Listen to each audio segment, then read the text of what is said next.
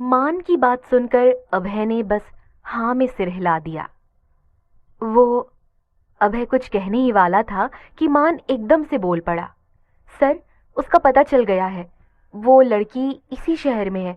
बहुत जल्द हम उस तक पहुंच जाएंगे। कहते हुए मान की नजर जैसे ही अभय के गुस्से भरे चेहरे पर पड़ी, उसने फौरन अपना मुंह बंद कर लिया, क्योंकि अभय को ये जरा भी पसंद नहीं था कि कोई उसकी बात काट दे। सॉरी सर, मान ने अपना सिर झुकाते हुए कहा। आउट, अभय ने नाराज होते हुए कहा। मान ने एक नजर भी अभय की तरफ देखने की हिम्मत नहीं की और तेजी से कैबिन से बाहर चला गया। अभय ने अपना सिर चेयर से टिका लिया और अपनी आंखें भी बंद कर ली। आई एम प्रेग्नेंट अभय। अचानक से यह आवाज अभय के कानों से टकराई और अभय ने झटके से अपनी आंखें खोल ली। Where are you? अभय ने अपने जबड़े भींचते हुए कहा। इधर सलोनी ने निधि को अपने गले से लगाते हुए कहा, मैं सेलेक्ट हो गई। निधि ने खुशी से पूछा, रियली? निधि की बात सुनते ही सलोनी ने अपनी गर्दन हिला दी। बहुत हो गया ड्रामा, कल के कल मुझे मेरा घर खाली चाहिए। अचानक आई इस आवाज को सुनते ही निधि झटके से सलोनी से दूर हो गई और उन दोनों ने आवाज की दिशा में देखा तो सामने घर की मालकिन खड़ी हुई थी। वो काफी गुस्से में थी। अब मैं और देर तक ज्यादा बर्दाश्त नहीं कर सकती तुम्हें, उस लेडी ने नाराजगी से कहा। फिर उसने निधि की तरफ देखते हुए कहा, अब तुम इससे कोई कांटेक्ट नहीं रखोगी, वरना जो जयपुर से रिश्ता आया है उसे मैं फाइनल कर दूंगी। पर मां, निधि ने कुछ कहना चाहा, पर उससे पहले ही सलोनी ने उसका हाथ पकड़कर उसे चुप करा दिया। ये देखकर वो लेडी तनतनाते हुए वहां से चली गई। तू जा निधि, वरना तेरी मां तुझसे नाराज हो जाएगी।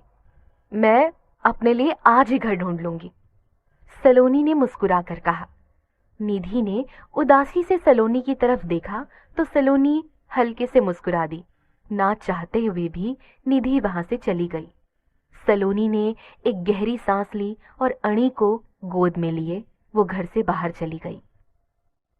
सलोनी यहाँ रेंट के घर के लिए आई थी, पर जब उस घर के ऑनर को पता चला कि सलोनी एक सिंगल मदर है, तो उन्होंने सलोनी को वहां से जाने के लिए कह दिया। पर मैम, आप ऐसा कैसे कर सकती हैं? क्या सिंगल मदर मां नहीं होती? क्या वो इंसान नहीं? सलोनी ने नाराज होते हुए कहा।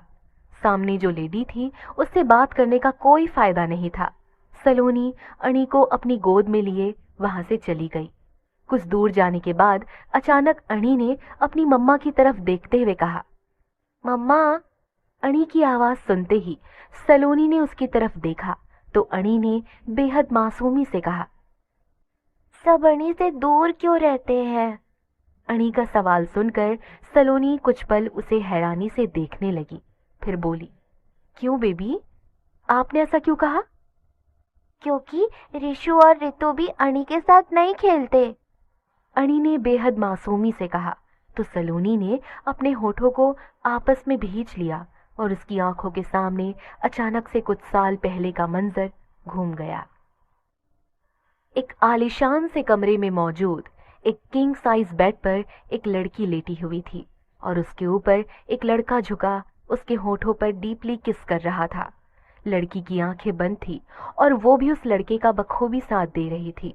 वो लड़की दिखने में बेहद खूबसूरत थी। उस लड़की की बंद आंखें और गुलाबी चेहरा लड़के को जैसे बहका रहे थे और वो दोनों एक दूसरे में जैसे खोने के लिए आतुर थे। वो लड़का अब उस लड़की के होठों से होते हुए उसकी गर्दन को चूमने लगा था। लड़की के हाथ लड़के की गर्दन पर कस गए और फिर उसके बालों पर जाकर हरकत करने लगे। लड़की लड़के के बालों को सहला रही थी। उसी पल लड़के ने लड़की की ड्रेस की जिप की तरफ अपना हाथ बढ़ा दिया। इससे पहले कि वो लड़का लड़की के ड्रेस की जिप खोलता, लड़की ने फौरन अपनी आंखें खोल ली और उस लड़के का हाथ पकड़ लिया। लड़के ने पहले अपने हाथ की तरफ देखा, फिर लड़की की तरफ। उसकी आंखों में नाराजगी साफ झलक रही थी। उसे लड़की का इस तरह से उसे रोकना पसंद नहीं आया था और उसने गुस्से में उस लड़की की तरफ देखा और उसका हाथ छुड़ाकर उसकी जिप झटके से खोल दी। हाथ झटकने की वजह से उस लड़की के हाथ में उस लड़के की घड़ी से चोट लग गई और उसने कसकर अपनी आंखें भींच ली। वो लड़का वापस से उस लड़की को किस करने लगा तो इस बार उस लड़की ने अभय को खुद से दूर ढकेल दिया। उस लड़के का गुस्सा और बढ़ गया। उसने गुस्से में अपनी मुट्ठियां भींच ली। आई एम प्रेग्नेंट अभय, उस लड़की ने कहा और दूसरी तरफ देखने लगी। लड़की की बात सुनकर अभय का चेहरा और भी ज्यादा गुस्से से भर उठा।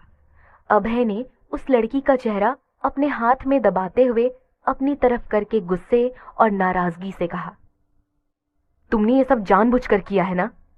पहले खुद मेरे बेड तक आई, मुझे शेड्यूस किया और अब तुम मुझसे अपने बच्चे की जिम्मेदारी लेने को कहोगी?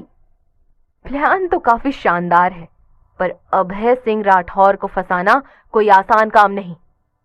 इतना कहकर अभय ने झटके से उस लड़की को छोड़ दिया, जिसकी वजह से वो लड़की लगभग बेड से गिरते गिरते बची। अभय! उस लड़की ने कुछ कहने के लिए मुंह खोला ही था कि अभय ने उससे गुस्से से घूर कर देखा। वो लड़की तुरंत चुप हो गई। अभय ने खुद को ठीक किया और अपनी शर्ट के कुछ खुले हुए बटन्स उसने बंद कर लिए। अपना कोट उठाकर उसने अपनी जेब से एक कार्ड निकाला और उस लड़की के ऊपर लगभग फेंकते हुए कहा, कल के कल ही ये बच्चा अबॉर्ट करवा लो, क्योंकि इसकी किस्मत में ही नहीं कि वो अभय सिंह राठौर का हाथ पकड़ सके। अपनी बात कहते ही अभय वहां से चला गया। वो लड़की वैसे ही बुद्ध बनी अपनी जगह पर जमी रही।